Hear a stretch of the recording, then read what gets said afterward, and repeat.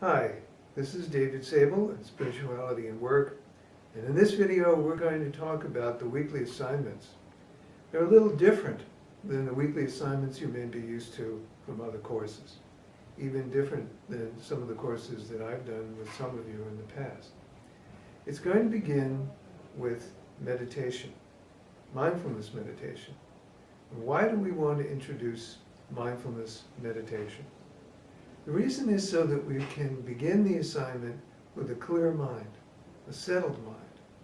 And that's what enables us to see things more clearly in our lives. Training the mind this way will be of benefit to you, not only to do the assignment here, but in many applications in your life. This is not particularly a religious approach. What we're going to be introducing here is a practice that's actually used at Google. It's actually used in many different major corporations. And there's scientific evidence that shows the benefits of being able to practice mindfulness to begin your work task and in the midst of communication with other people as well. There are two phases to this weekly assignment. The first phase is individual contemplation and journal writing. And the meditation will come before you even begin to do the contemplation of the question that appears at the end of each PowerPoint. Once you have settled your mind for about 5 minutes, then you will bring up the question that appears at the end of each PowerPoint. And I'll describe it in more detail. You will go through a contemplation process that will enable you to write a journal entry. That's what you'll be posting as your assignment each week. Having posted the assignment, you'll find after a day or two about 4 or 5 sentences that will appear on your group discussion. Every student will be working with students, and you will get to see their own. You will then begin what we call reflective inquiry, and I'll describe that in more detail as well. It carries the mindfulness practice forward into your communication, even online. And you'll see specific examples of the kinds of questions you would ask in reflective inquiry in the downloadable PDF document that is also posted on Blackboard for you. So let's go back now and introduce mindfulness meditation in a way that you can practice this at home. The first thing is that we work with a good posture. So as you see, I'm now sitting up, and I'm taking a good posture so that my spine is straight and my front feels open and relaxed. It's important and valuable to sit this way. And the reason for that is our breathing is generally kind of cut off when we're kind of sitting hunched over like this or sitting like this.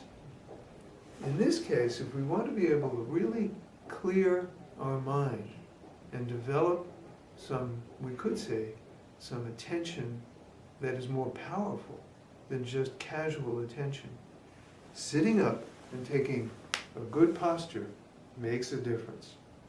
You'll notice that my chin is slightly tucked in, my hands are on my thighs, and my feet are sitting on the floor, just not curled up or crossed. When you're in a chair, it's not necessary to cross your legs. Sitting in this way, I bring my attention to my breathing. And my breathing is natural. I'm not trying to manipulate it. Whatever it is that occurs in your experience is part of the meditation practice. So, immediately, I start thinking about lunch. Now I start thinking about my friends and what we're going to do after school today. Well, those are just thoughts, and we're not trying to get rid of them. We're trying to just stay right here in the present moment. So I bring my attention back to my breathing. On the out breath, there's a natural sense of letting go. On the in breath, There's a sense of being really present right here in the body. And the thoughts are not bad, and we're not trying to get rid of them. We're noticing how our mind works. And we're trying to settle the mind by coming back again and again, very gently, without any special judgments, just to this present moment. So you could pause the video right now and just try that for a moment. Why don't you do that?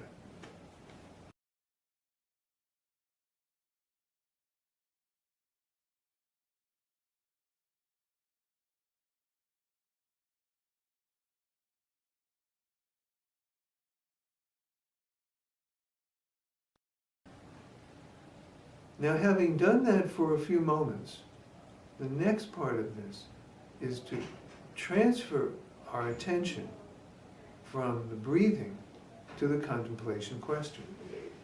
So now you would have your PowerPoint file open, and you'd look at the end question of each PowerPoint file. And at the end question, you would transfer that attention to the words of the question, and let that be the anchor to the present moment. So you might be asking yourself, for example, what is the meaning of spirituality for me? And here you hold your attention to that, coming back again and again to the question, rather than the breathing. This trains the mind to stay focused, and that's one of the first skills that helps us develop good communication skills. Having spent a minute or two just saying the question and the words over to ourselves, you can then begin the second part, and that is to open the awareness and pay attention to what we call the felt sense. So now it's not just the words of the question, it's how you are responding to the question, and I mean even inside your body. So the felt sense is not exactly just a sensation, but it's not concepts and words either.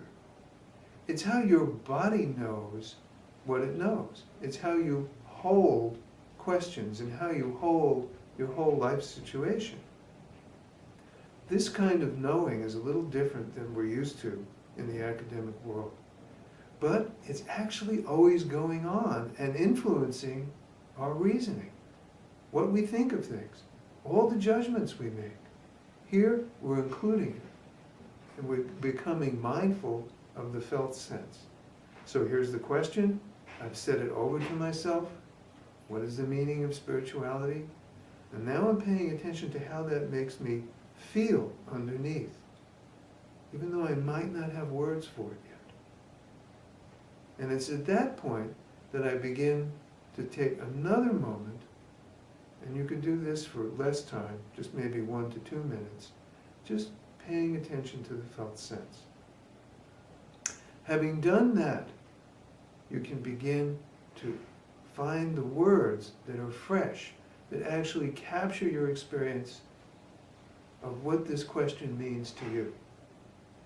And you can begin writing. You can do this by computer, you can do it in pencil and paper, whatever suits you in your situation.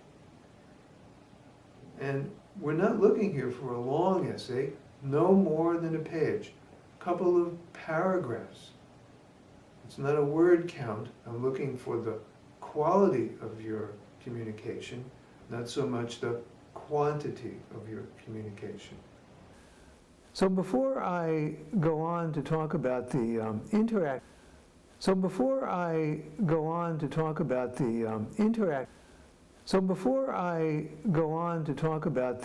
interactive part of the assignment, I just want to say a little bit more about how the individual component is scored. As you can see, you start with the readings, then you look at the PowerPoint, then you go to the discussion topic, and then you formulate your journal response as I've described. Now, in your journal response, what you want to be able to do is integrate some of the material, not necessarily all of it, but something from the PowerPoint and from the readings that allow you to formulate your own view, your own response to the question, and demonstrate that you have also absorbed the material that came before in the module. So your answer isn't just an opinion, it's actually grounded in the content of what has been given to you, and then combined with your own critical thinking. So your opinion is still there. It might not agree with everything in the module so far, and that's okay, but you demonstrate to me and to the other students that you have done the reading. So in the first assignment, we're asking you about what does spirituality mean to you. So you might contrast that with the consensus definition that's there in the PowerPoint toward the end of the module. So, having said that, let's go on to the interactive part, the reflective interaction part of your week. So, read other people's initial responses and provide comments and questions. So those comments can be appreciative or they can be critical.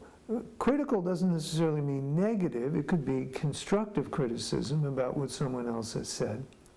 But to really be sure that you're going to earn credit, what you want to be able to do is use reflective inquiry. And what I mean by that are open-ended questions where you check to see if you actually understand what the other students are saying. And so you might pick out something that they've said, and you might assume you know what they mean, but just to check, you say, well, I'm not quite sure what you meant when you said whatever it is that they said. You could even quote back a segment of what was in their assignment. And then what you want to be able to do is not put words in their mouth. You're not testing out your understanding. You're exploring what it is that they meant. So your questions are trying to help them look more deeply at their own response. This is also described in the text document that goes with this video, and you can see some examples of the types of questions that you might ask. And then, if you have responded to them, say on Sunday or Monday, there is some time before the module closes for some back and forth, and you and other people can interact freely and have a discussion together about the weekly assignment topic and turn that into a constructive dialogue. So for now, if you have any questions, please don't hesitate to get in touch with me at david.sable@smu.ca or with the teaching assistant, Ashish Mahajan, and that's ashish.mahajan@live.com, and our email addresses are there in the syllabus. And we'll try to answer your questions as soon as possible. So thanks for watching this video. Please don't hesitate to communicate with us, and I look forward to being in touch with you through Brightspace. Thanks for now.